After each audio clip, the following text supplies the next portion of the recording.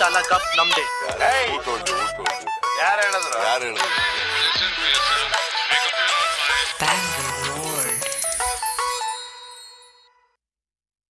Cheers, Ambica. Cheers. This time for the camera.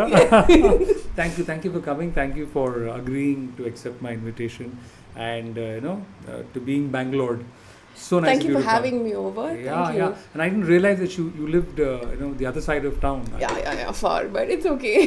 It's fine. I'm quite flattered that you made it. Thanks. Yeah, so when I was thinking of who, like I was telling you, I was thinking of the next person that I must invite. I make a list of people that I can call to the show, right? Right. And yeah, so something that you popped up on my feed, and I said, hey, Ambica, of course, she'd be an interesting, person to chat with because. Thank you. I mean, we've met once, we've worked once. Yes. Right, and you're a food stylist. Yes. And I said, hey, that's an interesting thing to talk about. Maybe because I haven't spoken to anyone, a food stylist on the show. It'll be interesting to know the life of a food stylist, because though I've worked with a few, I really don't know what their life is like. So I said, hey, this is maybe a good way to find out. Yeah. But you're from Bangalore. No, Bangalore is now home. Okay. For the longest time, that was a very difficult question for me to answer. Like, where am I from? Because growing up was just, we traveled every 3 years. We moved every 3 years. Oh, was your dad in the army? My dad, no, but he was in the PSU. Okay. We would get transferred every 3 years. Oh, right, yeah, of course. So, right. North, East, Central, Right. West. That's what it is. And then I got married, and then I moved to Bangalore. Oh. That was so when you I moved to came. Bangalore after you were married because your husband had a job here? Yeah. Because he was here. And then, Okay, so that's a Bangalore. And how long ago was that? 14 years ago. 14 years, nice. Yeah. This is the longest I've lived in one place now. So I finally have a place to call home. So where all have you grown up? Like Mumbai, Delhi, Noida. There's a place called Guna, Vijaypur. It's in MP, near Gwalior. Okay. Surat, a little bit in Kanpur, stayed a little in Kolkata. And Baroda as well. Kolkata is okay, but other places you mentioned, I'm sure they're interesting places. But I can understand why you decided to not leave Bangalore, after being, No, those are nice small places. Some are small towns and some are, of course, the bigger cities. I have a problem, as in, I think I'm a proper city kind of guy. For me, anything it's not a city, it's very scary. So when you're Surat and all, I get scared. Kanpur. Yeah. Like sometimes even Bangalore feels like a smaller place when you compare it to a place like Bombay. Bigger cities like that. Yeah. But And to tell you, these were places where we grew up in townships. These are all gated proper townships. Right. And literally, we would just have two companies and communities and people who work so in those employees employees. of that company just were the only that's one. it. That was it. Oh. Just for my friends, we grew up so. That's a school different friends, kind of life. It is amazing. Life. It's amazing. So my school friends and their fathers would also be working in the same company. So there was one school for two townships, and so we stay in touch even now, because we would keep meeting at some point in time. Our paths would cross. Maybe after 4 years, 6 years we'll meet. So actually, that's a kind of different kind of life, just like the army life, where there's its own community, right? Yeah. So you had your own campuses, your own schools. Yes. And there was one DPS though, in one of those places, and that's where I was. But So mostly St. So Xavier's. in Delhi, you went to DPS? No, not in Delhi. In Delhi, we moved to Delhi after my college. Really. I was working. I went to MSU, Baroda, Maharaja Sayarji Rao University. I did my BCom honors. Has absolutely no correlation with what I'm doing today. Pretty much the story of most of us, right? I did BCom. I have no idea why. I know why, but nothing to do with anything that I'm doing right now. So I completely understand. That's what it is. Sorry. I did not want to do. I was very unambitious. I had no idea what I wanted to do in life. Even after school, I had I knew I wanted to do something, but I really didn't know what it was. I think I discovered my calling much later, but I was doing a lot of work. So you did BCom because you had to do something. I had to do something like graduation, because Appa used to say, no, you have to be a graduate at least, because he had I was the firstborn. I am the firstborn. And Appa had a lot of hopes. He was like, oh, my daughter should be like a doctor or an engineer, like being a South Indian, Tamilian, right? Correct, Tamilian. So the Appa had all these. At least a high court lawyer. At least. A CA. If not, a nothing CA. else. Worst case scenario. You're totally hopeless. Yeah. Chartered accountant. Yeah. But you broke all nothing. those dreams. You just crashed those dreams. Absolutely. I had no interest in mathematics. So that's it. That was the end of most of his dreams, Vichara. And Okay. How did he react when you finally said you'll do BCom and all of that? He was like, you still need to do mathematics, and he knew how miserable I was in mathematics. But it's more, I think it's more accounts, right? I mean, it's more accounting. Yeah, but you still have business mathematics. There are still numbers, and there's still economics, which is a whole lot of numbers. Yeah. Oh, you're bad with numbers. I'm very bad with even numbers. I'm bad with numbers. I'm quite bad. But you seem really bad. Like some people you can make out, right? I know. I'm also very bad, but you seem worse than I don't know why, but I feel like you're worse than me. You're absolutely right. I'm horrible at numbers. I can't do without a calculator and an Excel. I really can't. But I happen to marry someone who is a stats graduate, and he's phenomenal with numbers. So we kind of balance. Oh in that sense. Yeah, man. So some people are good with numbers. It's scary, good. You know? It's very scary when you're around them. You feel so stupid. Yeah. But it's okay. Calculator. You're sorted. But I guess you just have to convince yourself that maybe that's why you're more creative, right? I guess so. You have to. That's the only. Good with colors and other things, so that works. Design. You're good with the cooler stuff. you know what I'm saying? Actually, even I'm highly impressed with people who are good at math and stuff. Good at science, good at logic, puzzle solving, and all of that. But they're mostly unglamorous guys, and and what they do is also unglamorous compared to what I do. And even if they're doing better in life than me, I can convince myself and console myself saying, I'm creative. Creative. I know pictures. Or some nonsense. Actually, I know design or you can. And people are impressed also. Wow. Because that's a skill. That's a whole another ball game, right? I mean, you can still learn numbers. You can still sort of master logic in that sense, but creativity is different. No? Creativity is just more fun. It is more fun. That's what I'm saying. I mean, it's more cool. It's risky. Trying to live a life that's creative. Absolutely. It has its own risk. Whether you're a painter or a food stylist or a director or a writer or a cinematographer or a photographer, any creative life is always more riskier than a life that is based on a specific skill. Whether it's math, whether it's accounting, whether it's admin, whether it's business. Creativity is really you're living life on the edge all the time. It works out sometimes. It doesn't work very often. Yes. But it's a mindset. Yeah. It's a life. I think, and people. When they meet you and they know that you're doing something that's creative, they admire the fact that you have the guts. Yes.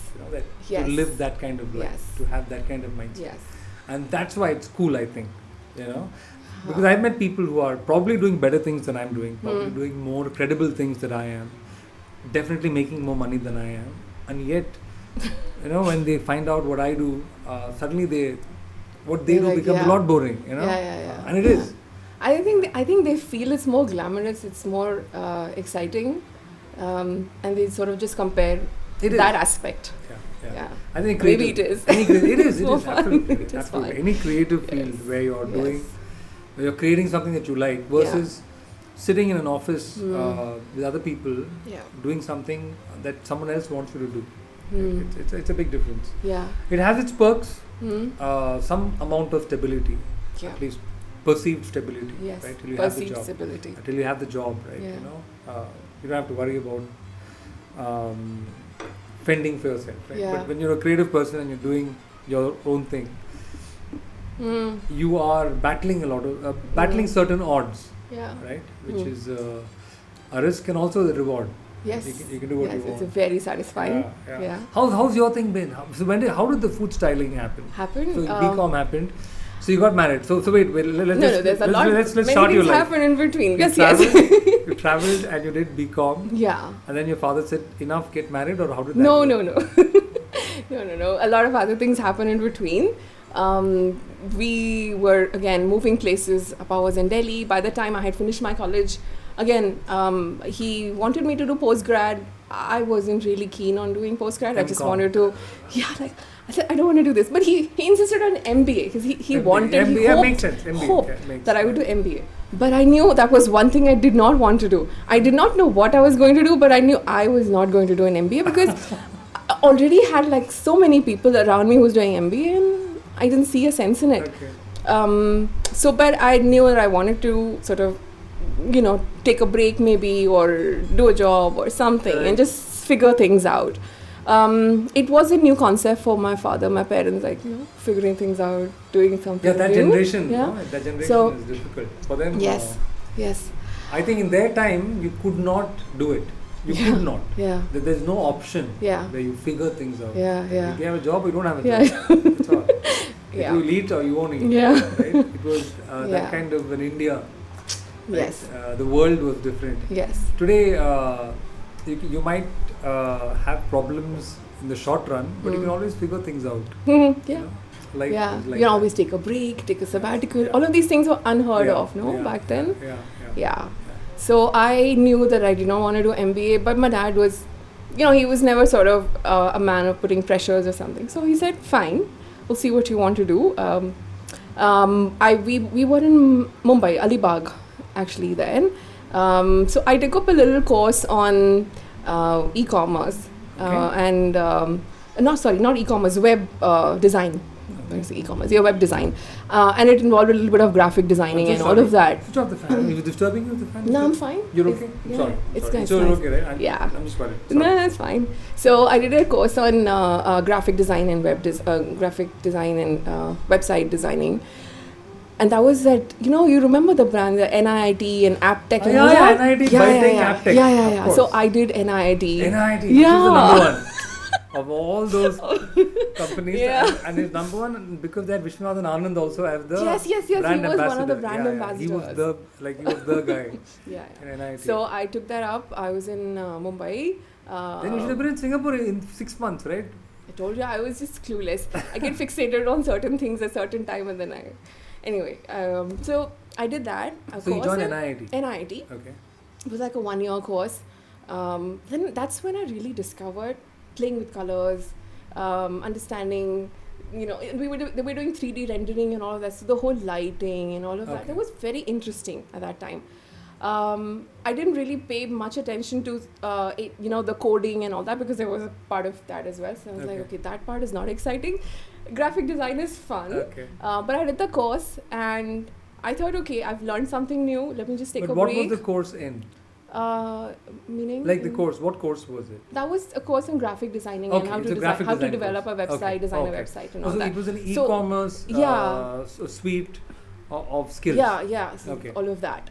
But involved HTML coding and all of that. So the coding bit you didn't get so much, but the design bit sort of stuck to you. Yes, that was exciting. And so that stayed. And then we got transferred, Appa got transferred to Delhi. We moved to Delhi. I thought, okay, now what do I do with this? I've learned this. Maybe I can sort of pursue this and see where this takes me. If I find a job as a graphic designer or something. Right. I came to Delhi. It was a new place. I had no idea how to go about sort of looking up a job and all of that. I came across an ad about customer service, and that turned out to be a call center. So the person, the HR person, she sold the job to me as if it was, oh, you've just done HTML coding and it's all technical and this is all technical.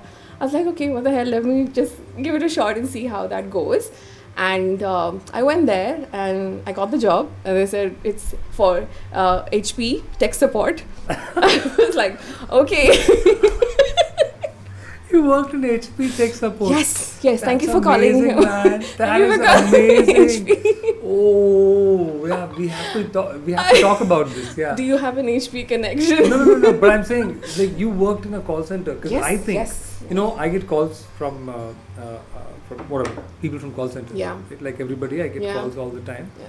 I try my best to be as nice to them as I can because I think one of my cousins worked in a call center, and and he told me about how horrible his life was, like how terrible his life was. And ever since, I've tried my best to be kind, because I know it's one of the worst things you can choose to do on the planet, right? To work in a bloody call center. Oh man, it was bad, but it was still not as bad as it is probably now. Because you're not selling insurance, you're not calling people. I'm going to tech support. Yeah, someone's calling you. Yes.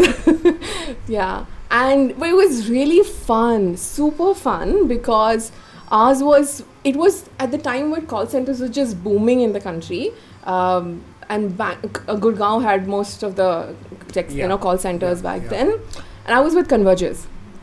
And we were like the first voice batch of one of those brands for India. Okay. So it was just super exciting. It was like one milestone thing and all that. Right. So it was quite hip back in the day. Yes, we had a pseudo name. At that time, working in a call center meant you were upwardly mobile at that time. Yeah, you could speak English and then you could speak with an American accent. Yeah, and you had an American name. I had an American name. My name was Jessica Parker. Oh my God. That's horrible. Yeah, I know. That sounds really bad. So sorry. Oh my God, yes. Oh my God. Yeah, so I was Jessica. Okay. But it was so fun because I was, like I said, I had... so we had technical training and we had soft skill training and accent training and all of it. I put all of that to use except for the technical training because I could not pay it. I can't wrap my head around the whole networking and all of those. The technical aspects was not getting into my head. But I could talk really well. Right. So my customer service scores were like always high. it was really good. My calls would go on forever. I would not solve a problem, but my customers would always be happy at the end of the call. Nice. Though you not solve their problem. Never. Nice. Like the least I could do is just shut down and restart, unplug back in. Like you've never helped the customer, like not really, not technical help. At least not by choice. No. Good. Yeah. But your customers liked you. Very happy. Good ratings always. Nice. So then that happened. They the training team noticed and they said, okay, maybe you should be like a training assistant. Your scores are good. Maybe you can sort of help other people. So that's how it all started. My journey. Got into training. Joined as a training assistant and then got into became a trainer. And so I used to teach soft skills. Wow. I used to be teaching soft skills and culture training and all of that. To call center, other call centers. Yes. Okay. So I did calling for about 7 months, and then I got into this. It's amazing. You had the best job possible in a call center. Yes. Wow, man. Yes. The worst job is handling the calls. Right? Yeah. But I was on the other side now. Nice. And then I was training some of my, we had my own colleagues that I joined with. And right. You're training them on soft skills. Yes. Nice. So it was fun. I became a trainer. And then the more logical progression then, seemed like someone who can design content. So then I got into content designing and content creation. Okay.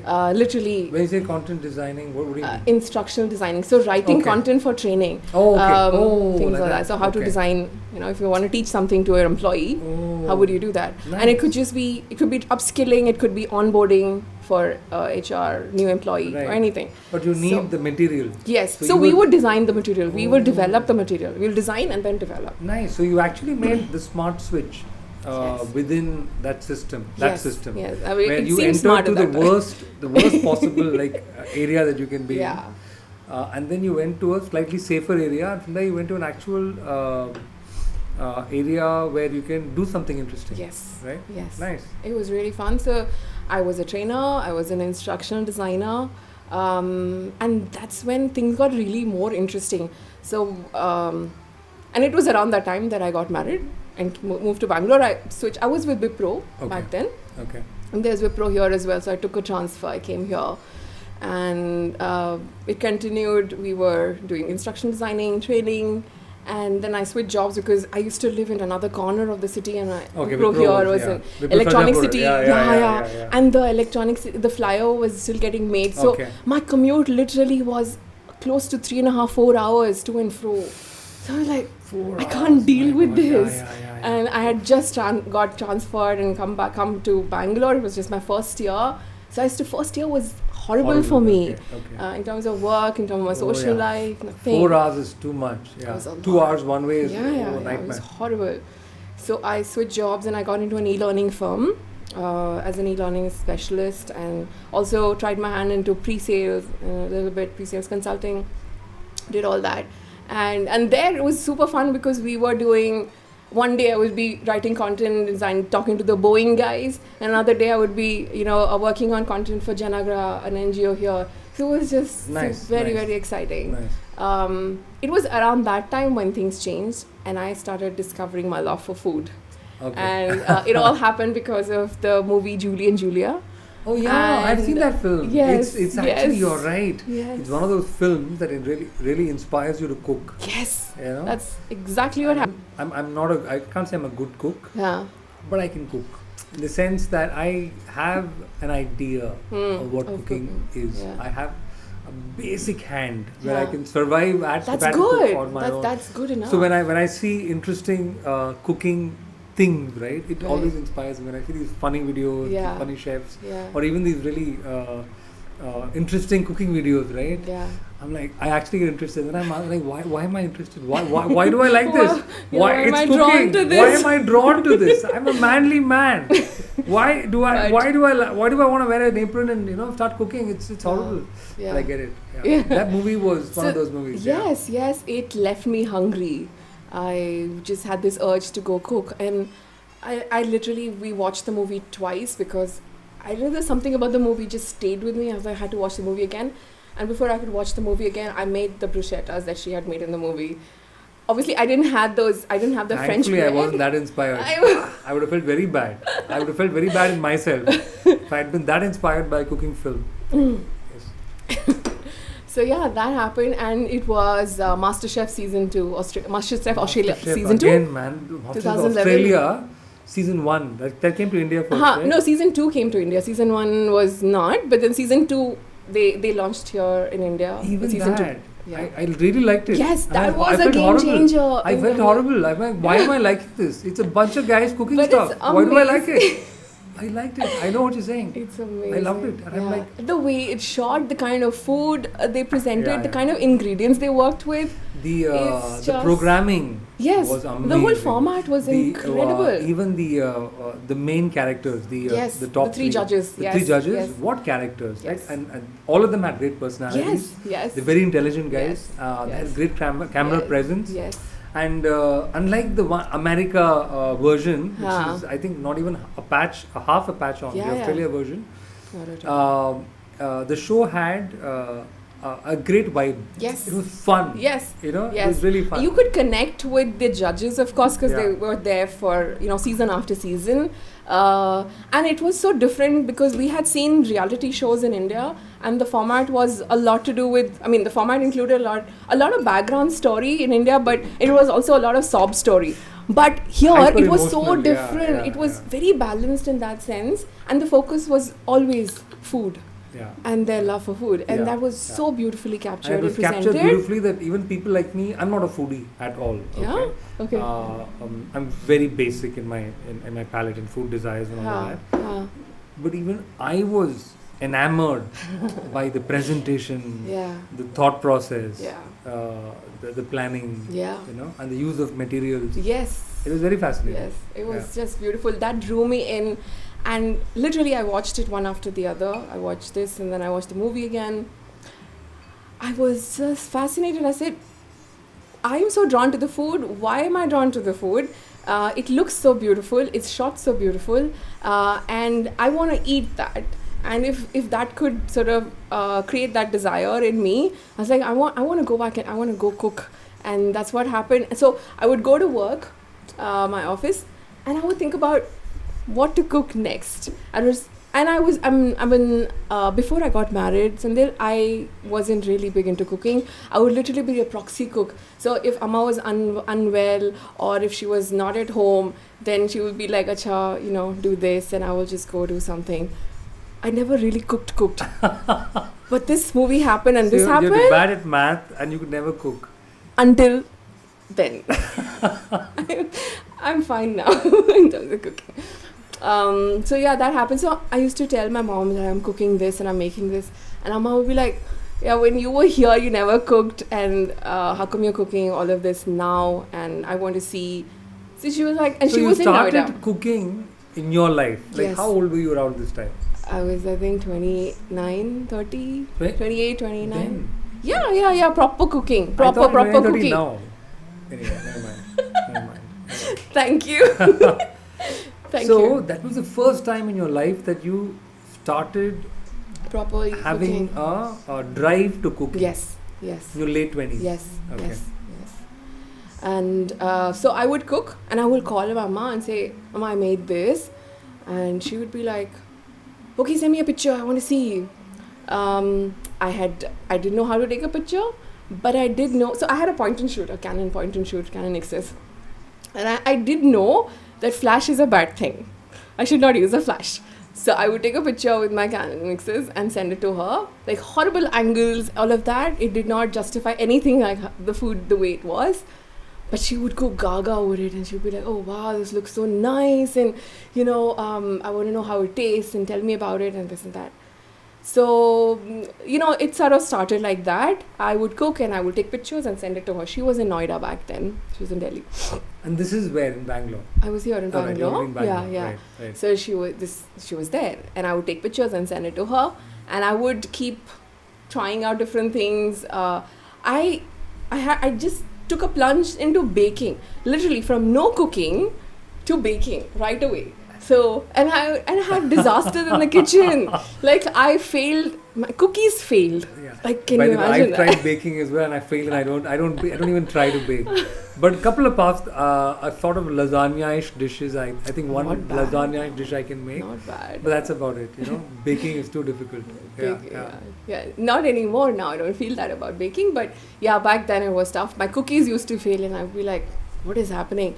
But and then I started wanting to make breads. So I basically deep dive into it and I fell hard in that rabbit hole. I would trying things and discovering, if it failed, then I would try to understand why it failed and I would start, trying a different way.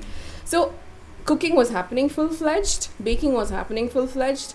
And then I was taking pictures and sending it to my mom. So photography was sort of getting my feet wet in that zone.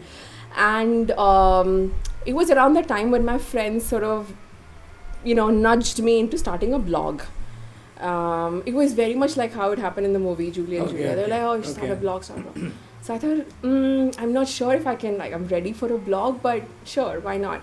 And so I started a blog, literally peer pressure gave into that. Started a blog in 2011, make big announcement, hey, I'm starting a blog and show me some love, and I'm going to start cooking and sharing pictures and all of that. One introductory post, and I never went back to it. Shamefully, never. Not a single post. Not a single post. But I was cooking every day. I was taking pictures and sending it to my mom. It continued for a while, and then because I hadn't posted anything, I slipped into that shell thinking, oh my God, there's so much gap. Now how do I go back and I made this big announcement. I was so embarrassed, what do I do? How do I go back and post now? So I was like, okay, fuck it. I'm not posting anything. I'm just going to cook and do stuff. Continued 2014. I lost my mom. And this whole while, when I was cooking and all that, she would be like, oh, you should write a cookbook. From not knowing anything to cook to you should write a cookbook. I said, Amma, it doesn't work like that. But I was like, it doesn't work like that. You can't just write a cookbook like that. It takes years of experience and knowledge and all of that. But I realized after her passing, all she basically wanted was for me to document it. Right. So then I discovered I realized that I do have my blog. Right. And that is a place where I can basically document all my recipes. Right. And so I went back and I started from scratch. I then turned it into an homage to her. And so this is after 1 year of 2014. From 2011 to you 2014. In 2011, but finally you acted on it in 2014. Yes. Nice. Yes. Shamefully. You went back to the same blog and uploaded Went back to the same blog, deleted that one post that I did. And you put all the content that you had at the time? No, I did not start with that, but I just turned it into an homage to my mom. Okay. And I thought, okay, I'm going to document whatever I'm going to cook. And that's how it started. It's called Lingering Aftertaste. The blog still exists. Okay. It's a little it's dormant right now. Okay. I think 3 months ago I made one post for Moonshine Meadery. Okay. But yeah, but it's Lingering still there. Aftertaste. Lingering Aftertaste. Okay. Yes. I'll look at it for sure.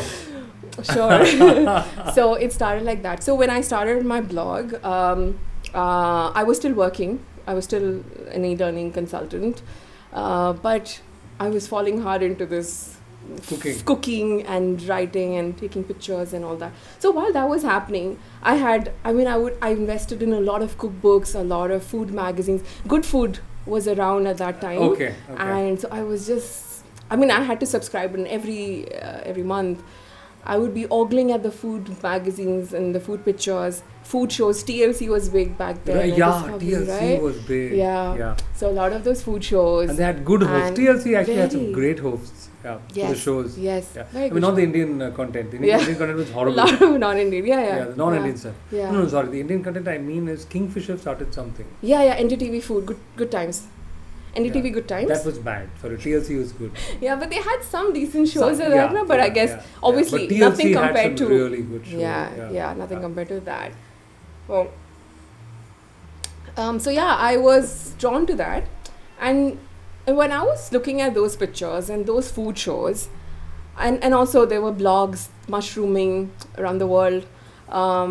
And I realized that I was drawn to a certain type of pictures, a certain type of blogs, a certain type of imagery more than the others. And I realized that it kind of evoked a certain mood and vibe in me when I would look at them. And I thought, okay, I've been taking pictures, but I don't feel this way about my pictures. And what can I do different? So basically, those pictures were my photography school. I learned, I would observe them. I would try and find out what is it that it's sort of creating that kind of vibe. You started studying and trying to understand why that image made you feel a certain way. Yes. Right? Yes. What about that made you think it's interesting? Yes. Right. And if it made me feel something, why is it making me feel that way when I'm looking at that picture? Why is it sort of evoking a certain memory or a feeling, So I did that, and then I started to match or sort of create that kind of a vibe and mood in my pictures. Right. Not recreating the whole thing, but just sort of try to create that kind of a vibe and mood. Try to understand if you can use those same principles in your pictures. Perhaps. Right. So I was trying to do that, and in that process is when I truly learned photography and styling. And I realized photography is one thing. You can take nice pictures, but if you want to be able to tell a story, you need to be able to present it, slightly differently. You can't just sort of plonk a certain thing on the table and take a nice picture and that is it. Yeah. So I realized that there is a whole thing about visual storytelling and how art direction and styling plays an important role in being enabling you to tell that story. Right. So that's how I learned, and I was doing that slowly. And then you were learning by yourself. Yes. By watching images and trying to, in your own way, recreate those images recreate that mood and vibe, in your dishes. Yes. Right? So this was happening. Yes. And then? I was doing that, and I was posting it and sharing, and I was writing on my blog. On your blog. On my blog. This is before Instagram era. Yes. Or maybe just around that time. No, a little before, and then after that. Yeah, Instagram. So I was posting, and I had linked my Instagram, my website, my blog to some of these, to my Facebook as well at that time. Facebook was big. Right, So Facebook, and so it would get uploaded automatically, and then I discovered that I started getting inquiries from, food business owners saying, that looks interesting. Do you think you can create that for our food and all that? And that overwhelmed me and kind of made me anxious, like, really, you want me to do this for you? So it started like that, and then there was money involved. Like, really you want to pay me for this? Because I had not been thinking about monetizing any of it. Even my blog, I had never monetized till date. So you had no commercial intentions? Nothing, no. Zilch. So that happened, but I was very nervous to take this up professionally.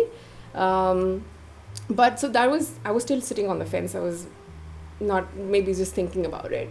It was around that time when I discovered that this is really interesting, not the monetizing part or not the commercial, aspect of it, but just discovering this, there's so much to visual storytelling, there's so much to photography, there's so much more to cook, and so many ingredients to play around with. Right. I thought I'm going to take a little break from my work, because anyway, when I go to work, I'm only thinking about what to cook next, what to do. So wherever you are thinking about food. Yeah, always. I was always thinking about food at that time. So I thought, I'm not focusing so much on my work. And I'm constantly thinking about food. I might as well, deep dive into this and see where this takes me. So I decided to take a little sabbatical, or rather a break at that time. I'm just curious to know, how did your husband react to you telling him that, you know what, I'm going to stop working because I want to figure out food? He was super chill. Yeah? He is the best. He's super chill. He was like, yeah, take a break if you want to, and it's fine. Was he enjoying the fact that you were really cooking? Yes. Yeah? And thank God for that, because all my experiments, someone had to try it. Yeah. So he was my guinea pig, and he was happy trying all my food. So he that hasn't changed till date, so I'm glad. So he would always be open to trying, and he would be very, giving me his honest critiquing about it. And I had my friends coming over, and I would love to host people. I'd like to feed people. Yeah. And I used to hate people who would who would have a very poor appetite. I was like, oh no, I just want to eat a little bit. I'm like, you're not coming again, please again. Because I like to cook and I want to feed them. Yeah, I get it. So I was doing that, and so he would enjoy. And he would give me honest feedback, and so that was fun. So he was totally okay with me taking a break and seeing where that happens. And I took a break at that time. It's been 8.5 years. I never went back. So that's when you started. So what happened after you quit your job? I quit my job. I was doing blogging. I was just basically cooking all the time. A lot of cooking. You just cooking? Just cooking. Just discovering different ingredients. You quit your job and started to cook. Exactly. Amazing. Exactly. And for yourself. Just for myself. And just to feed people and just trying out. Yeah. And so I was doing that. I would be so fascinated by looking at ingredients or raw produce, fresh produce. I'm someone who likes to go to a store and literally touch and feel, and and that makes me really happy, and I have to I would not do online ordering. I do sometimes now. I have to, because there's work and you have time constraint. But something nice about going and picking the ingredients, right? Yes. That you're gonna cook. Yes. It makes you. I don't know. It makes you feel cool. Yes. It's that anticipation of what I'm going to do with it next. I don't know if our motivations are the same, but to me, cooking somehow is sort of romantic for a man to be able to cook. I feel like it's kind of old school, and it's a cheat code to being romantic. So while I'm terrible, while I have no idea about cooking in a sense, I have no idea. The same way, sorry, in the same what can I say? In the same breath. Yeah. I also like to, figure out the vegetables, figure out the ingredients, right? Feel it, smell it, and it's fresh. And though eventually I don't know nothing, but you want to feel cool. You want to feel like you're intelligent, and probably the vegetable selling guy knows that you're an idiot. He probably knows that you're picking the worst vegetables in that pile, But I like to feel like I'm very cool and very good. Like I know what I'm doing. No, that one, this one. Like I'm very laughing at you saying, you idiot. But I know what you're saying. There's something enjoyable about going to the market and picking your own produce. No? No, I love the whole journey of cooking, and for me it starts from picking up the produce. And actually it starts from planning of what to do, what to cook, and then going and picking up exactly the thing that I want. And I also love challenges where I think, okay, I know I want this, but if it's not there, what do I do? Like, I like to think and go out of the field. So yeah. It's like this little challenge that I absolutely enjoy. I'm like, okay, so what can I replace it with? And how would it affect the flavor and all of that? So all of those things. So I was doing that, and I was blogging, I was writing. It was around the time that two of my friends were starting a pop-up on Naga food, northeastern food typically, and they were like, you have to take up a job. A pop-up is where you don't have a restaurant or a food establishment or a real estate, but you can create a restaurant of sorts for a day. Okay. Or for a limited period. For an event. Okay. So they hosted a dinner of sorts, which was like an on-demand. You pay for it beforehand. You go there and they would have like a 4-course, 5-course meal. Right. And then you have for a gathering of your family or your friends. It could be that. It could be a catering, but here it was specifically, imagine a restaurant for a day, like opening up at your place or any other location. So it was a restaurant that comes up only for a day. I've never heard of this. Yeah? It's very interesting. Yeah. Oh my God. So Bangalore has this incredible food scene. A lot of pop-ups happen. A lot of people who... so if you are sort of like an exponent in a certain cuisine or a certain, something... So you don't need to start a restaurant. So you're a specialist who's amazing at Chinese, or you're someone who's amazing at sushi. Yes. Or somebody who's just amazing at biryanis or whatever it is. Yeah, absolutely anything. And you don't want to sort of become a restaurateur. You don't want to become an entrepreneur and start something of your own. But you want to maybe, let people try your food. And maybe you want to experience how it is to be a restaurateur for a day and, as something. So your house or a different location could be your space, and then that could be, and you're cooking for that day. You know how many people are coming. So you put you sort of market yourself and say, there's a pop-up happening. Like you just it's like hosting one dinner. Yes. Right? Or one lunch. Yeah. Right? And people pay to come and eat that. Exactly. I had no idea that this kind of a thing exists. You have to. I'm going to tell you next time there is an interesting pop-up, we should try it. So how long has this pop-up thing been happening? It depends on the person who's creating that pop-up. As a culture, I'm saying. Has been around for, I guess, I don't know how many years, but I feel like since the time I've been aware, it's been some 5-6 years or maybe longer. So this is or maybe 10 years, I'm not really sure. So but there is a scene called pop-up where a person just puts up a restaurant sort of one meal, right? Of what they're cooking. Yeah. It could be for a day, it could be for a weekend. It could be for, say, a week. Right. That's it. And it could be just, And sometimes the pop-up happens at their place or another place of their choice. And the place of the choice could be another restaurant, another hotel. So if you are a specialist in a certain kind of food, you could collaborate with another bigger brand and they give you the real estate and they give you the whole sort of marketing visibility. It's your food. That is your food. They sell your food.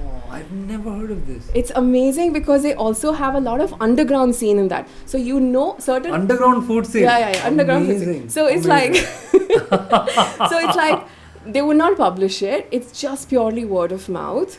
You don't even know what you're going to get. Who are you? How did you get the number? Yeah. There are code words. So because they keep it so exclusive and secret. That, Yes. It's so exclusive and secret. In that sense, it's just, an exclusive and secret food club. Yes. Amazing. Yes. Amazing. Yes. Wow. So that happens. So you actually have food parties, like food raves, where you have to have a particular password to enter the door to eat that food. Amazing, man. Times, yes. Amazing. Yeah, so that's a concept that's been around for a while. So one of those pop-ups was a northeastern pop-up that my friends did, and they had a lot of confidence in me, more than I had in myself. They were like, you have to do the shoot. And so I was like, okay. And they said, since you are going to do this for us because we are running a business, there will be commercials and we will pay you. And so that was technically my very, very first gig. Oh. Yeah, and I had did a photo shoot for the pop-up for your friends in Northeast. Yes. So pop-up. They had, So they wanted content for to publicize their pop-up. So I did the shoot. Nice. And then they had this incredible Northeastern produce, very exotic, fresh herbs and produces. So I was shooting all of that. So that was phenomenal. Nice. It started from there, and I again shared it online, and I started getting more inquiries around whether or not I would do this. I'm doing this professionally. Right. Yeah, and I just took off from there. Oh, so from that you got other gigs. Yes, I got more gigs. There were restaurants, there were cafes, there was a very early on I got a TVC. Very early on, I'm shocked. Like, how did I get this? For our 20 viewers, TVC means TV commercial ad that you see on TV. All 20 of you know? Okay, sorry. Go on. So yeah, that was a TVC that I got, and I was shocked that I got it. But again, the person had so much trust in me, and he saw my work and he loved it. I continue to work with him till date, and I'm doing a couple of cookery shows with him. And we did an art direction for his daily soaps. Sikai Chandru. Sikai Chandru. Yeah. See, its name sounds familiar. Yeah. He's a very sort of prominent Kannada actor and a theatre actor, and also a celebrity TV chef. Okay. Yeah. Was the celebrity TV chef? Yes. Oh. Yeah. Nice. Yeah. So you've been working with him C.K. Chandru? For the longest time. Wow. Yeah. Okay. So he was your first sort of big celebrity collaboration? Yes. Nice. Yes. Nice. And he, how did the collaboration happen? So I was reached out by one of the producers, directors at that time. They saw my work on Facebook, and they said, Madam, why don't you try? ಒಂದು opportunity ಇದೆ ಬರ್ತೀರಾ something like that. But you're a Tamil. Yes. How good is your Kannada? I understand Kannada. Okay. Like me, but you're not ಅರ್ಥ ಆಗುತ್ತೆ ಮಾತಾಡಕ್ಕೆ fluent ಮಾತಾಡಕ್ಕೆ ಬರಲ್ಲ, but I still manage. Yeah, like me again, you manage it, like you know a little bit. Yeah, I know, but I owe it all to my Bombard Bhojana Chandru sir's crew, because they're the ones who they would only talk to me in Kannada mostly, and whatever Kannada I learned. Absolutely, even me now when Swiggy guys and all call, I don't know if he's Northeasterner, North Indian or Kannadiga. Okay, I am talking in Kannada. Yeah. Sometimes the worst Kannada possible. Okay. Yeah. But that's how I'm learning. Yes. By speaking to people in Kannada, that's how, and them laughing at me and making fun of me, and then you correct the words, right? Yeah. The cab drivers or the house help or cab drivers. Yeah, that's the only way to learn Kannada. Right? Yes. Because otherwise, in a natural work environment, for most people, at least corporate sector, it's English. Yeah. Right, if the language is spoken. Yeah, and also the vicinity, the neighborhood that you live in, if there are more sort of mixed crowd, a lot of people very naturally start with Hindi or English. Really start. It depends on what. Koramangala, Farjapur, especially wherever there's a huge IT population. Yeah. Because there are people from all over India. Yeah. I think it's either English or Hindi. Yes. Mostly. Yeah. Even my house help, and of course then there are a lot of Tamilians as well. Of course. So then I break into Tamil. I have to. Tamil also helps because I think at least 35% of the city minimum speaks Tamil, right? That makes life a little. And also Kannadigas also speak Tamil. A lot. I think a lot of Kannadigas. They follow and understand. They understand Tamil, and the minute they realize the only way to get through to you is to speak Tamil. They speak, hey, stop. Let me speak to you in Tamil.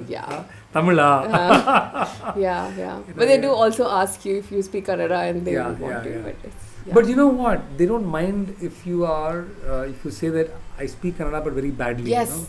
Yes, that makes them happy. They're like, okay, at least he or she is making an effort. Yes. That makes them very happy. Yes. And I keep telling them. I think it's a fair thing to do also. You should learn the local language that you're in, the place that you're in. So. I agree with you. I think, but it has to, how do I say this?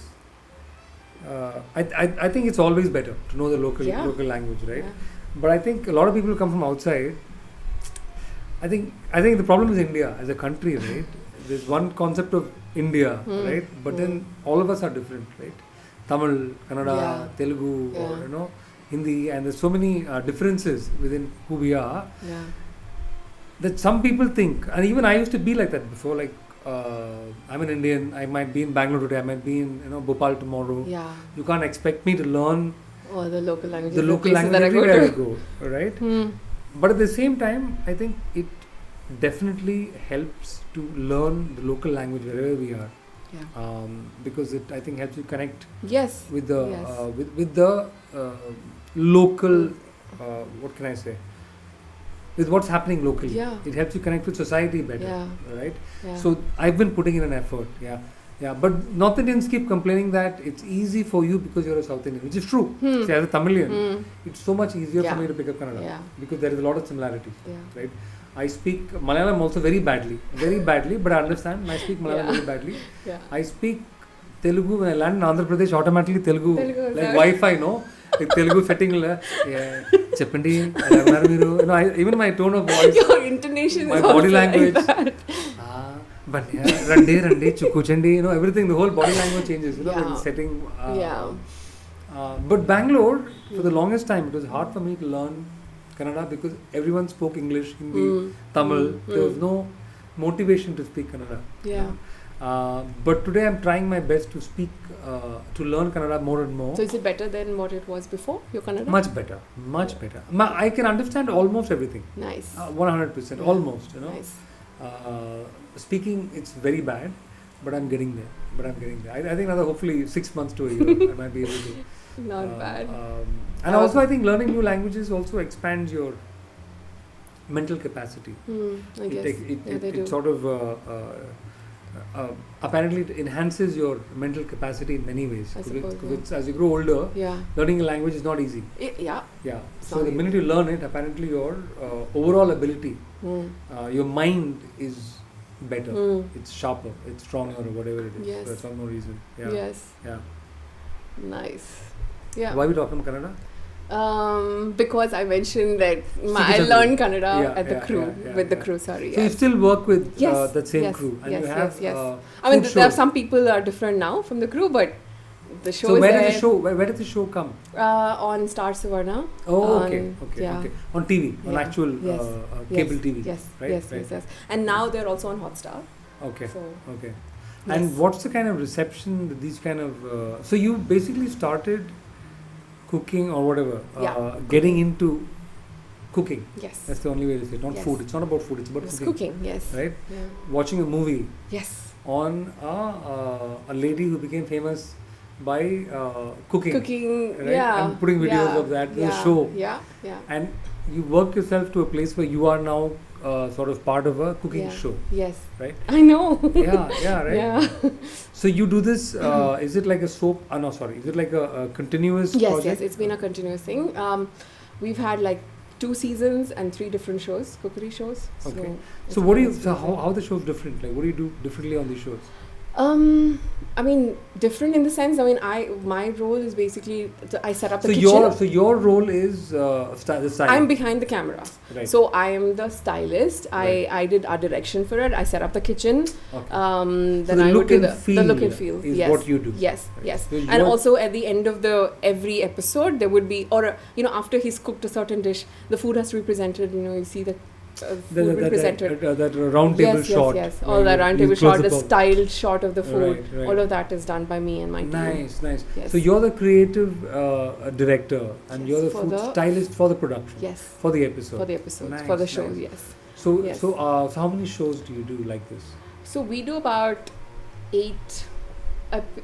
We shoot about 8 days a month, 7 to 8 days a month. How many shows do you do? So like this is the only show that I have done. And this show takes you 8 days a month? 8 days a month. It's been about 6.5 years now. Wow, so this show has been running for 6.5 years? So this show has had different versions. So we've had one show which ran for 2 years, and then the contract ended with the channel, and then another show came about, and then that ran for a certain period of time. So it's not the same show on the same channel? It's not the same show, same channel. Okay, so it's the same chef. But it's the same production, the same chef. Production. So the same production team. Yes. So you work with this team yes. that does cookery-based programs. Yes. Right? Yes. And it's all the same programming content, or is it different kind of content? It's similar programming content. The format is different in terms of what the episode so how does, for example, I'm curious. Sure. I understand your role. I get it. Sure. But the chef, Mr. C.K. Chandru, so what does he do different in each different channel, each different He show? so in different channels, I mean different shows, you mean different episodes. So he loves to cook, and he's a phenomenal cook, and he is absolutely quirky when it comes to his sense of humor, and so he would pick regular dishes and give it his spin, and it'll be different. So each show is just versions of him creating dishes that he thinks are interesting. Some of his own. Yeah. And he's never repeated a dish. I mean, the show's been around. I mean, his cookery shows has been around for so many years. And even before I got into my engagement with him, he's been around. He was doing one of the longest running cookery shows, in India, I suppose. Wow.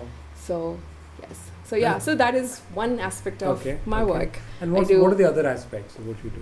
So, styling. TV commercials. TV commercials is one. Right. Cookery show is one. Right. Then we do stills and the kind of content we create, restaurants or even FMCG brands or brands where food is incidental.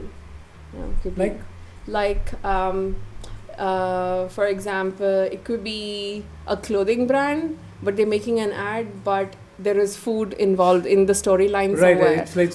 It's like husband, wife in the kitchen. Yeah. So what's going to be on the counter? Let's get a food stylist to decide. Yeah, you let them decide do the what's food. going to be on the counter, how is the bread stacked. Yes. Right. Where is the vegetable going? Correct. Do we need eggs in the shot?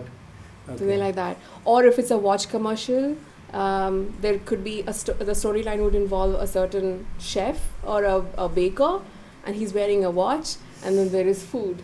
So then I'm in the picture. And So wherever there's food involved. So either directly or indirectly, there's food involved. The shot has food, you need a food stylist, of course. Yeah. And that's, of course, when you're called into the picture. Yes. So I started my career with focusing entirely on food. Now I sort of branched into doing products and space as well. Products involve, fashion, accessories, home decor products, personal care, beauty, all of that. As in, what do you do? So style and photograph. And creative direction for these. So you've moved from being purely a food stylist. Yes. To being a creative director, to being an art director, to being a photographer or a videographer. So you become a stylist in general. Yes, a stylist in general, you can say. Right. So I take up projects. Yeah, I think creative director is the correct profile, right? Or is it a production designer?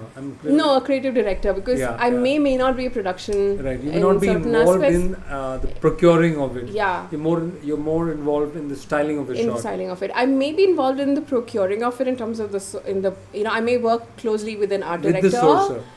With an art director or a sourcer. In some cases, I do it myself because, for whatever reason, maybe they don't have time, they don't have resources, or I feel like it will make more sense for me, myself, or my team to just do it. I think the primary description would be creative director. Yeah. For for fashion. For other genres as well. So it's not just food. So it's fashion accessories. So we do bags and we do shoes and belts and all of that. So you're the creative director for the shoots. Yes. Right. So conceptualizing how the end result should be and creating the mood board. How did you manage to switch from food, which is very specialized, to these other things which are nowhere connected to food? Right. So it's just people reaching out to me, having some sort of a confidence in me, saying, maybe I know she does food, but the sort of approach to the subject may be the same, but the aesthetics may be a little different.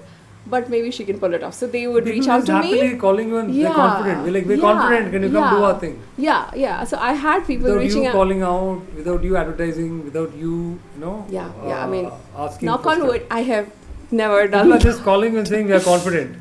Yeah, I mean, they would reach out for opportunities. Also. They would reach out with opportunities, and I would. People are reaching out to you with opportunities. Very good. Very interesting.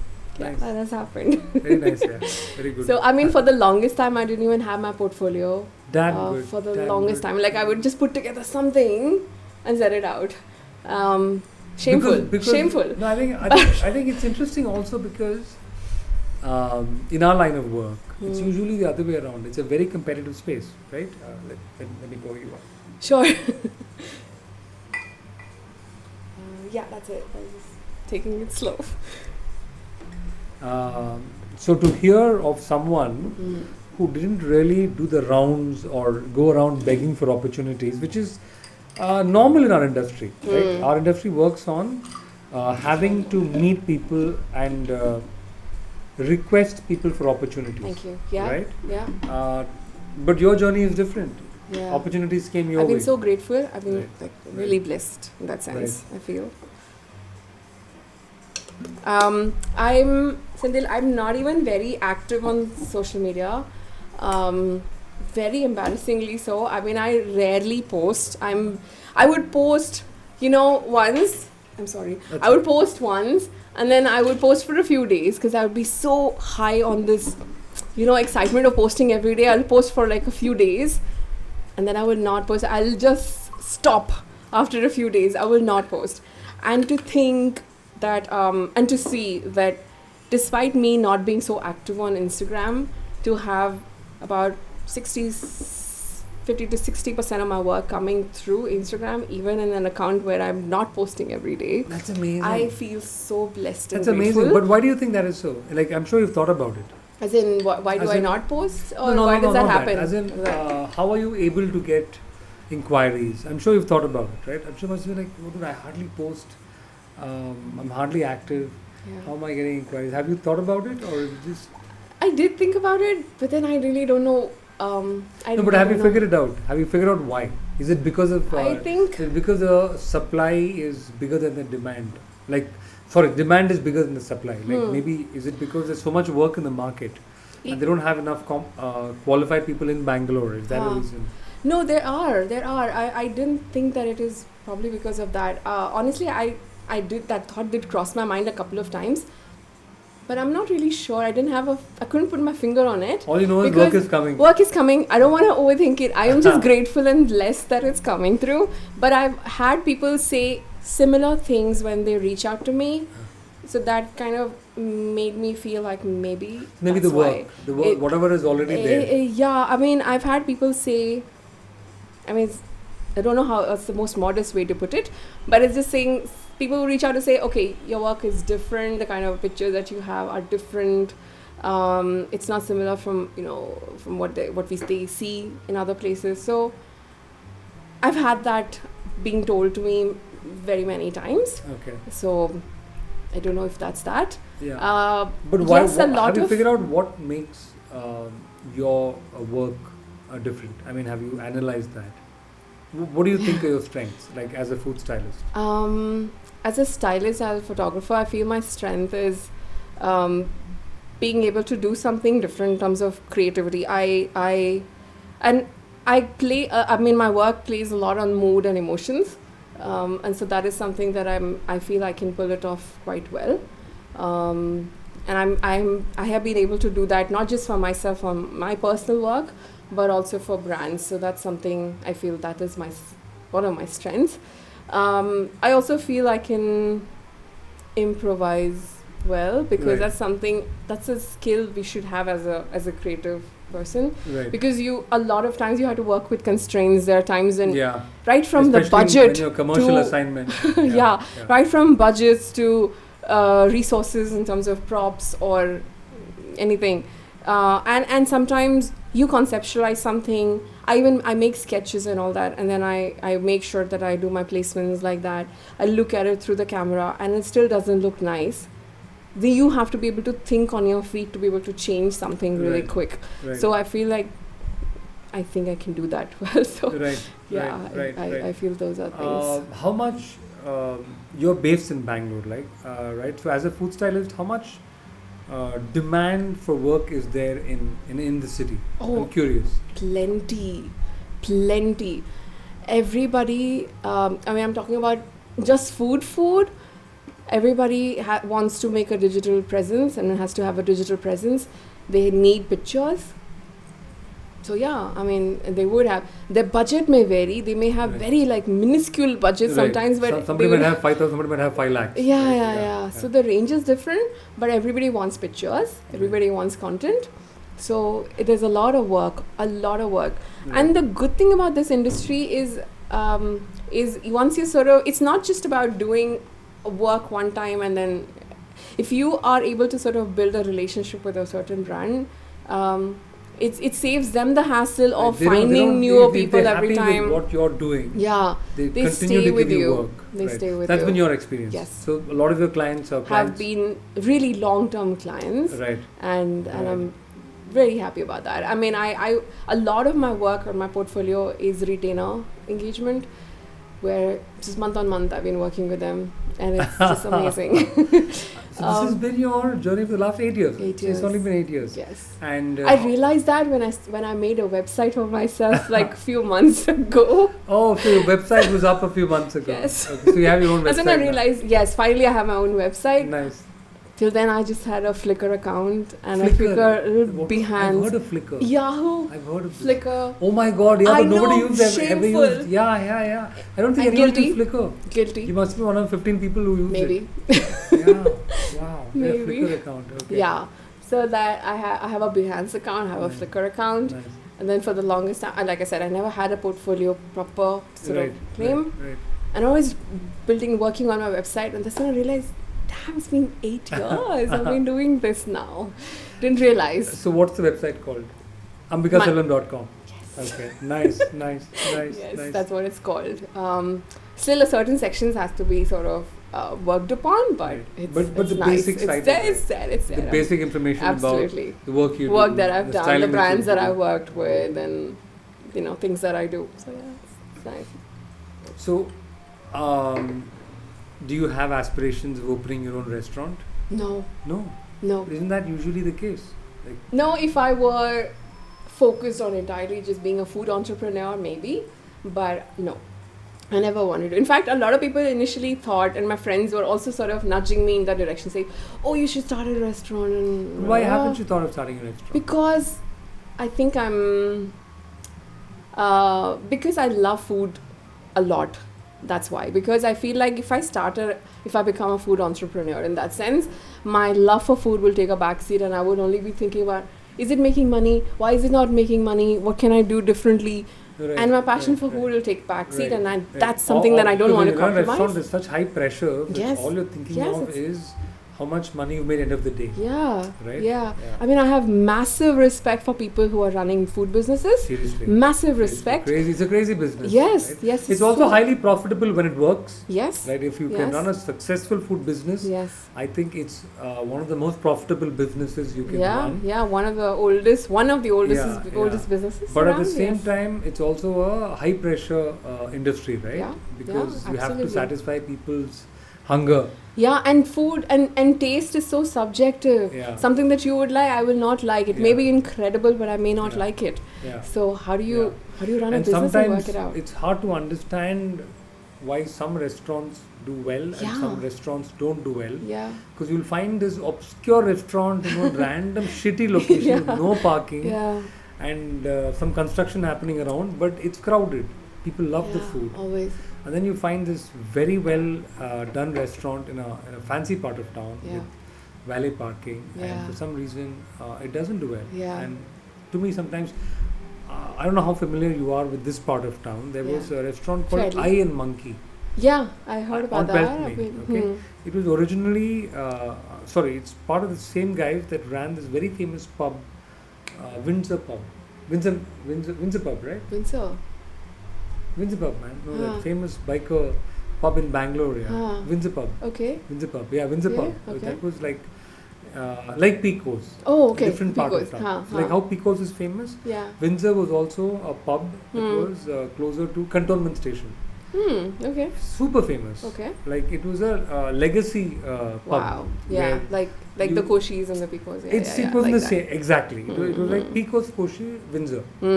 Okay. So they started Iron Monkey. It was a family-run business.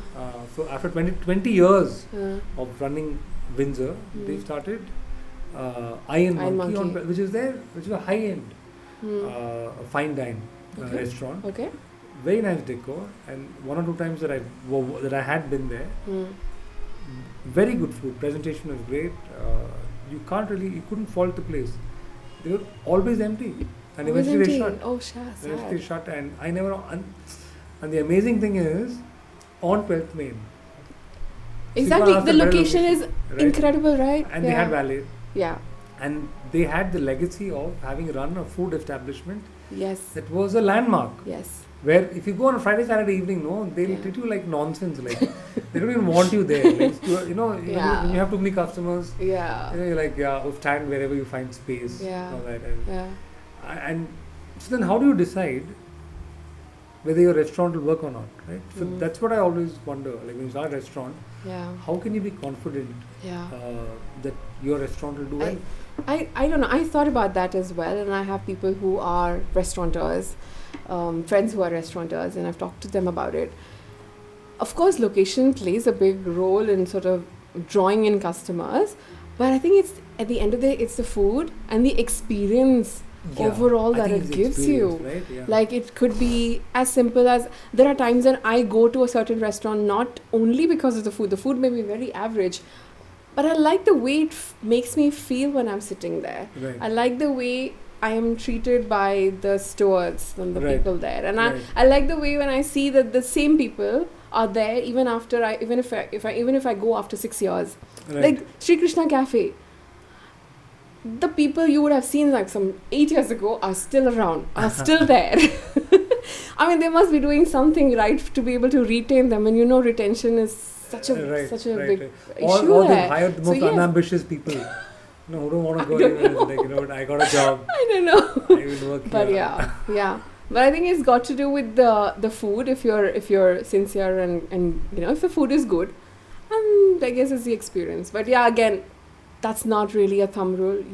I really don't know why a certain restaurant would work and a certain would not work. Because I remember a friend of mine, ex-advertising guy, who runs this successful Calcutta roll joint called Chakum Chukum.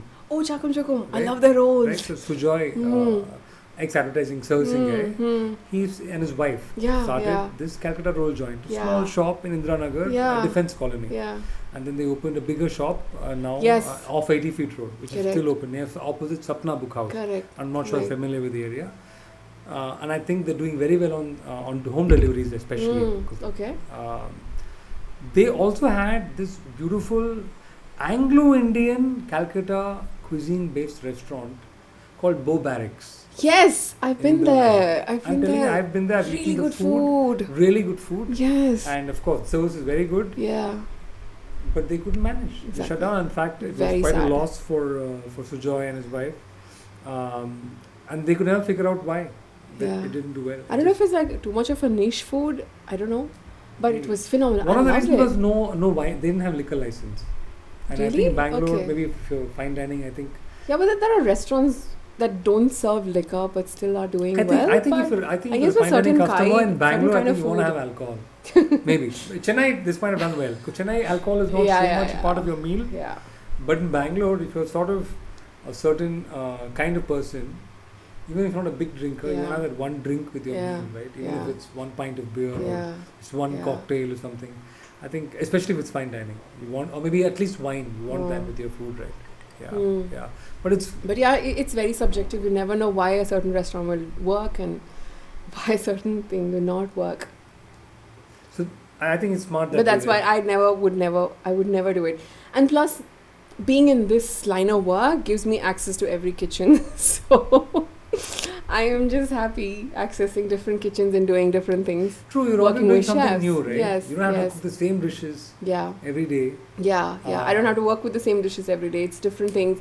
And I get to see different kitchens. I access different kitchens. I work with different chefs and different brands. So I'm happy. I'm in the periphery, but I don't want to start something of my own. I may do a pop-up someday. Okay. Yeah, since you're in the pop-up scene, why aren't you doing pop-up? I don't know. Maybe because I actually did think about, I made a little menu for myself, thinking of I will make something, but maybe I will. So maybe I will someday. Since anyway we are doing this whole thing for information, this is all infotainment. Yeah. How does one, if one were to do a pop-up, how does that work? So it's really simple as being aware of your strength, and if you think you can. Let's say there are three. Let's say you are good enough to create a 4-course meal, an appetizer, and whatever, a main course and a dessert or something else, like these 4 things, right? Yeah. So you know that you're good at making these 4 things. Yeah. Right? And then? Yeah. So you're good at making these 4 things, but you may have made some of your friends try it, or people would have known about it. Right. But if you want people to pay money and come and eat it, it has to be something more than just good food. Can you weave a story around it? Can you link it to a certain experience, a certain memory or something like that, and make it basically market it well. So give me an example of like there was one pop-up where I attended by the editor of Times Food Guide, Priya Bala. She's a Sri Lankan, and she is an exponent in Sri Lankan food. And we did this with another friend. She kind of, and she's lived the experience of living in Sri Lanka and coming to Tamil Nadu and India, and her whole experience from her childhood to the adulthood, and how she associated different stages of her life and different experiences with certain kind of food memories of food. So there was a dish around Maggi, there was a dish around a gravy with curry with rice, and put to noodles and all of that. So if you can link your food with certain kind of memory or certain experience of your life, it just makes it more interesting for people to want to experience it. My question is this: let's say that I want to start a pop-up tomorrow. Yeah. How do I get people to come to and eat my food? So then that is all about marketing yourself well. So if you know what you're doing, you create a menu for yourself. If you want to host it yourself, then you create a little. But why should why should anyone come? Like, they don't know me, or is it something only known people? Like only. So you have to be somebody. You have to have some credential. It makes sense. It helps if you have a history and if you are credible. So it's not in like some random person can just decide to do a pop-up. Yeah. So pop-up is. It's more lucrative and sensible if someone who's been around in the industry. Who has a reputation. Yeah. Okay. Yeah, it makes sense. It's like Sanjeev Khanna having a pop-up. Sanjeev Kapoor. Yeah. Obviously, who is Sanjeev Khanna? Sanjeev Kapoor. Sanjeev Khanna is my friend on Facebook. Who's an ex-colleague. Maybe he can. I don't know if he can cook well. I don't know. He works for Diageo. It's a liquor brand. Okay, anyway, there you go. But Sanjeev Kapoor, sorry. Yeah. So Sanjeev Kapoor had a pop-up, obviously. Yeah. Right? That'll be huge. That'll be huge, right? Yeah. So you have to be someone in the food industry. Yeah. Who has a reputation to be able to do a pop-up. Yes. So it's like a fashion show for cooks. Yes. Yeah.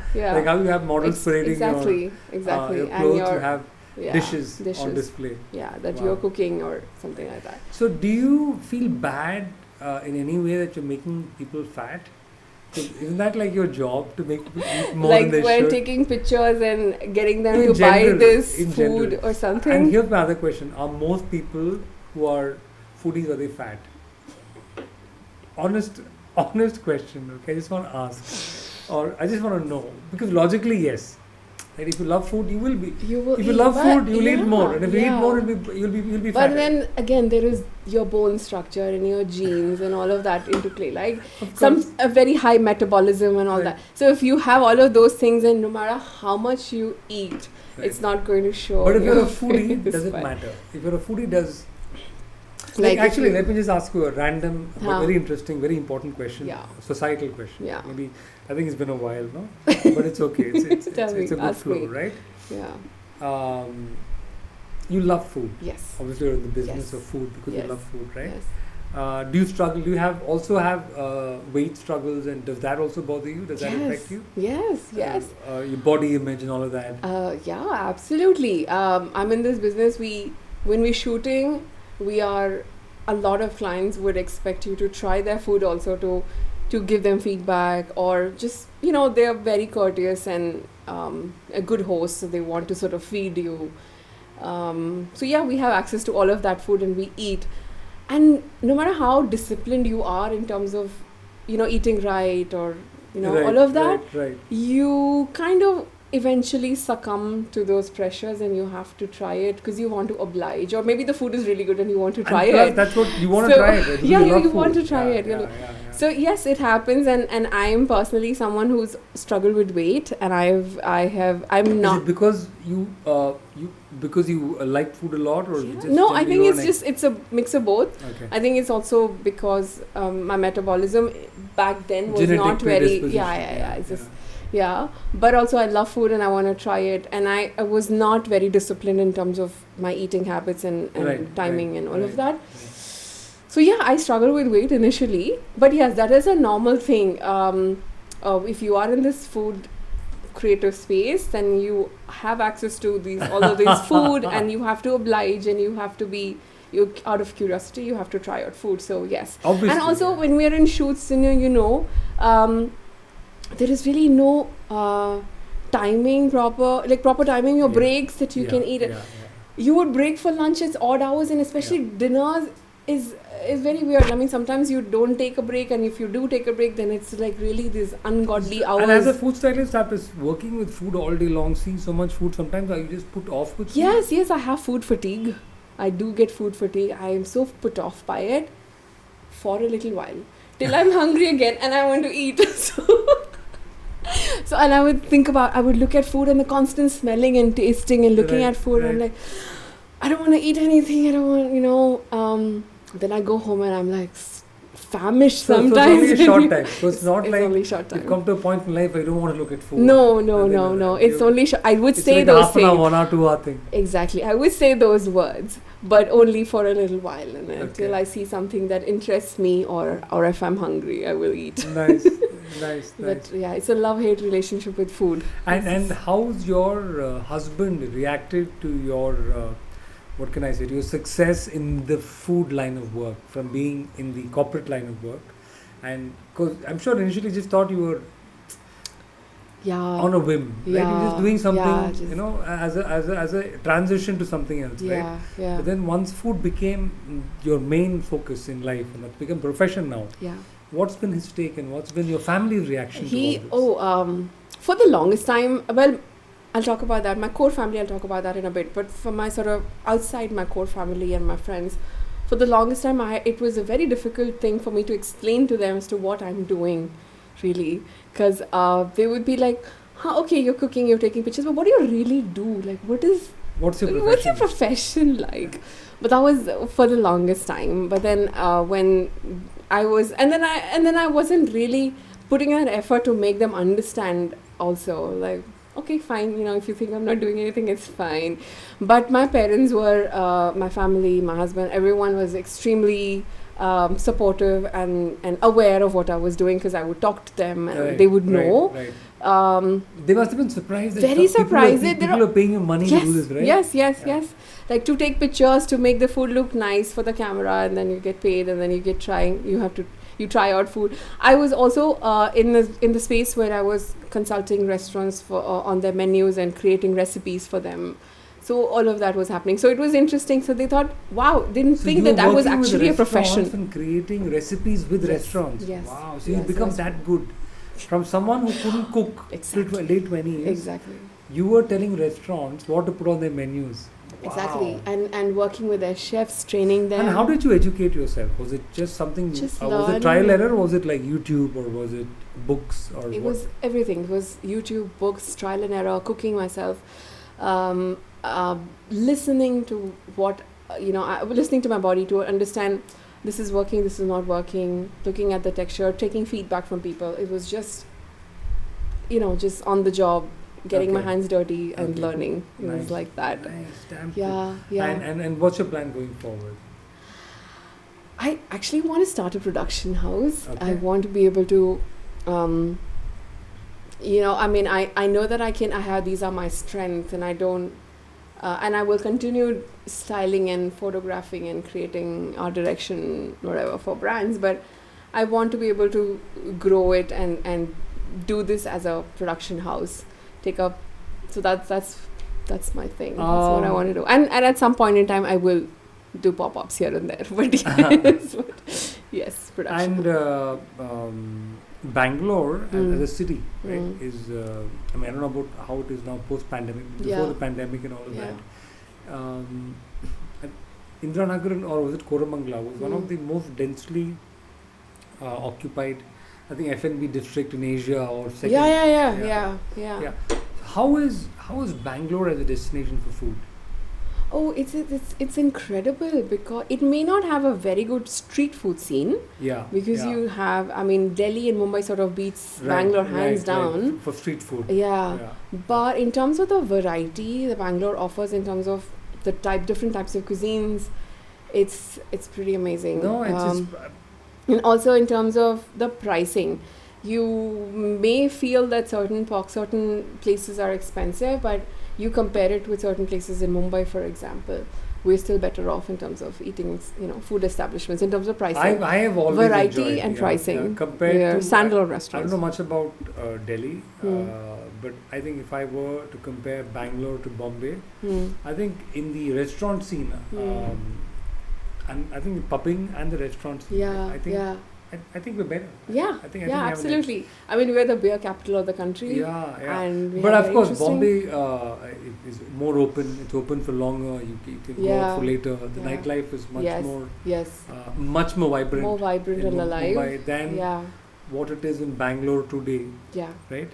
But in terms of food, I think Bangalore is quite evolved. It's very evolved in terms of. I mean, back in the day, back in 2012. 11, there were restaurants that were selling very niche West Indian food here. And there was a place that was selling just very niche Russian food. The West Indian, she was my neighbor. What's her name? Sue's Kitchen. Sue's Kitchen. Yes. Sue's Kitchen. Yes. And one of the most amazing thing about her, you enter. I think Sue was a neighbor, by the way. Okay. And when you enter Sue's Kitchen, you had all these pictures of West Indies players who had come to the restaurant. There was this one test match. Viv Richards, Curtly Ambrose, many years ago, when they'd come to Bangalore for a test match. They came to Sue's Kitchen because it had a West Indies owner, right? That Sue was a West Indian, right? Married to an Indian man. And so that was, so that's the first thing you notice, Viv Richards and Curtly Ambrose in that same restaurant. It's no more, but West Indies cuisine. We had Vietnamese restaurant, which is still around. I mean, in terms of cuisines, we had a lot of interesting offerings as a city. So I guess it was some great sushi places. Great sushi places. And like I said, the whole pop-up scene is incredible in Bangalore. Okay, so how does one get in? I think we'll end with this. How does one? This pop-up thing it's new. I have no idea. I had no idea till I spoke to you. How does one get into this pop-up scene? No, you just need to be active in the whole food F&B scene. Basically, because you know who's doing these pop-ups. They would share. No, I don't know. I don't know. Let's say I want to be a part of these pop-ups. For example, as in you want to attend. Who should I eat with? To know what's happening next. So you guys are like community or what? Like you guys know each other? There is a community. There are these groups on Facebook, and then there are WhatsApp groups, and there are Instagram, so you updates. Guys are hardcore foodies. Talking about the next pop-up. Is there competition and rivalry like in the fashion world and all of that? No. There's a lot of camaraderie, a lot of support. Right. That's that. Nice. Anyway, it's been I think it's longer than I expected. How long has it been? It's been 1 hour 28 minutes. Yeah. Anyways, I think it's been. We talk about a lot of interesting random things. But very nice. Very interesting. I think I'll pour you. I'm still nursing this. I think I'll pour myself a drink and then cheers. Yes. And we'll call it an evening, and then we'll proceed. Yes.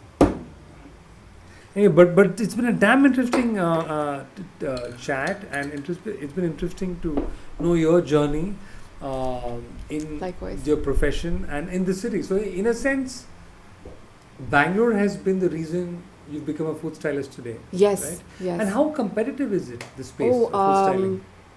Is it competitive in Bangalore? It is sort of competitive. Although, and it's a small world. See, from what I know, most of the big food stylists are in Mumbai.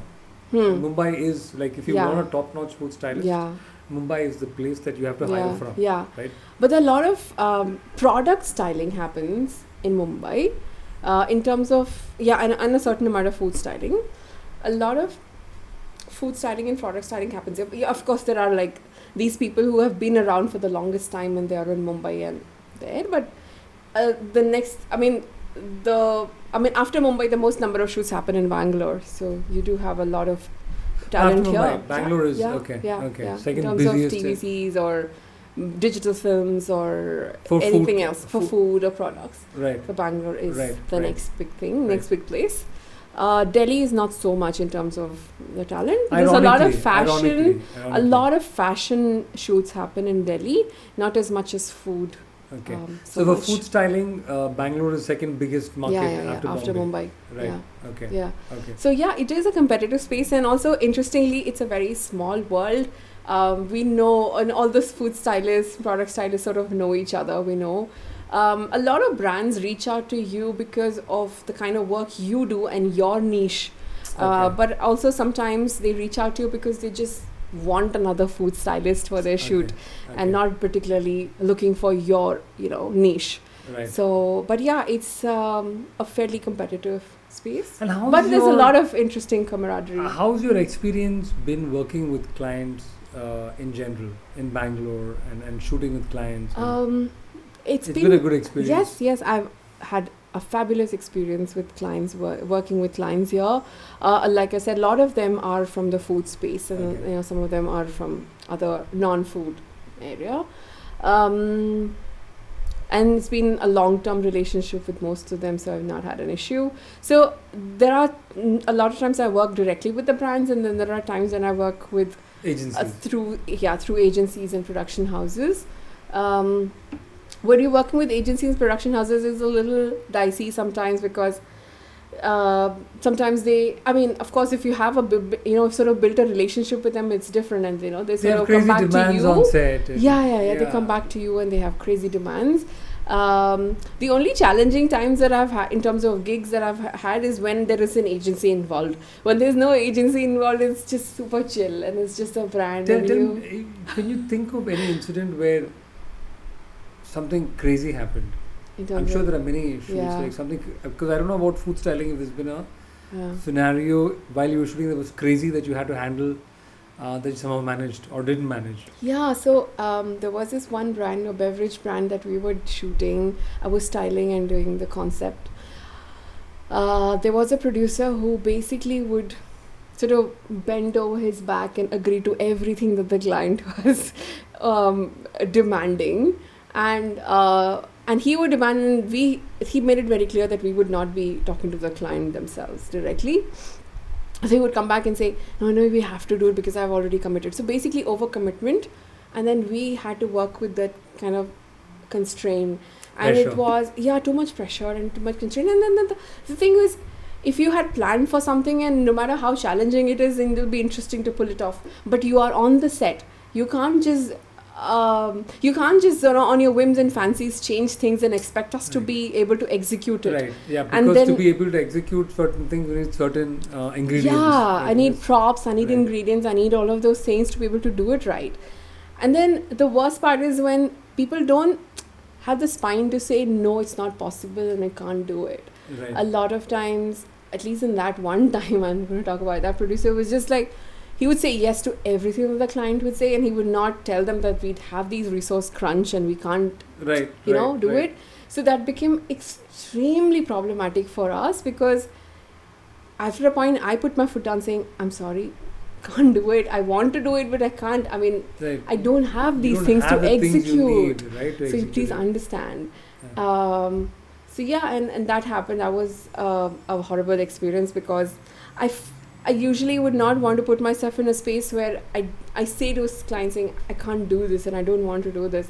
But that was different, because just ridiculous overcommitment. So sometimes certain producers, agree to anything the client wants because they want the business. But it's hard for them to explain to clients that what they want is not possible. Right? And also coming back and telling me, and begging me, literally pleading me to say, listen, I know I've committed more, but can you please do something? I'm like, I want to, but I can't because I don't have these things to execute. So, but he would not go back and tell them that I don't have it. I never understood why you can't tell someone the truth. Yeah. I never got why. I don't understand that. Yeah, so that's I found that as a pattern in a certain people, they don't say no when they should say no. So yeah, that's been a challenge. But apart from that, I've really never had any issues in terms of that. But yeah, I mean, working hours has been a problem. I find that problematic. Working hours, especially with TVCs. How did you manage the pandemic time? You must have been busy. I mean, not busy. Sorry, you were free time. I actually was quite busy. Wave 1 and wave 3. Okay. Wave 2 you were was cooking and selling it. What were you doing? No, I was. So I had, like I said, a lot of brands. I was working as a retainer, and I have a studio at home. So they would send the products over, and I would shoot. Oh, so you could manage to. You continue to work through the pandemic. Yeah. Nice. So wave 1 and wave 3. Okay. Wave 2 was a bit. Why? What is the difference? Tough. I guess. I don't know. I mean, no. Wave 2 was very bad. Was tough in terms of. In terms of number of people who died. Yeah, that. In terms of how scary it was. Yes. Wave 2 was the scariest. Yeah. Wave 1 we were scared, but it was more panic than actual deaths. Yeah. Wave 3 nothing happened, touch wood. Yeah. But wave 2 was when most people are affected. Yeah. Wave 3 was still what?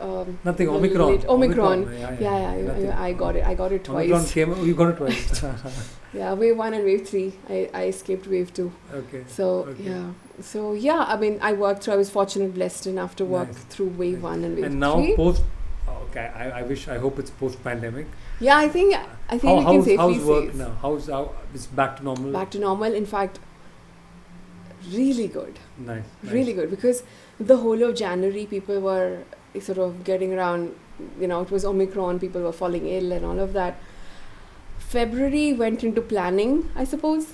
March onwards, full execution. So I was basically shooting pretty much every other day. Nice. And a lot of demand for your work. A lot of work. And you're enjoying what you do. I would not trade it for anything else. Nice. Absolutely. Yes. Damn cool. I'm so glad we could have this chat and get a glimpse of what it's like to be a food stylist in Bangalore. Yeah. Thank you so much for thank you coming all the way and doing this. I hope it was fun. It was absolute fun talking about my journey, talking about all of these interesting things that I've experienced all along. And I hope at least of the 20 listeners or viewers that I hope at least 10 of them were, entertained, or what can I say, informed. I hope so. Thank you. Thank you for enabling this. Thank you for this. All the best. And I hope to hear of your pop-up kitchen. I'll come and someday. Yes. And I'll come. Is it a pop-up kitchen? Yeah, What's it called? Pop-up kitchen. Yeah. So I hope when you do have a pop-up kitchen, you'll invite me and I'll come and. Yeah, absolutely. Thank you. Thank you, Sendil. This was fun.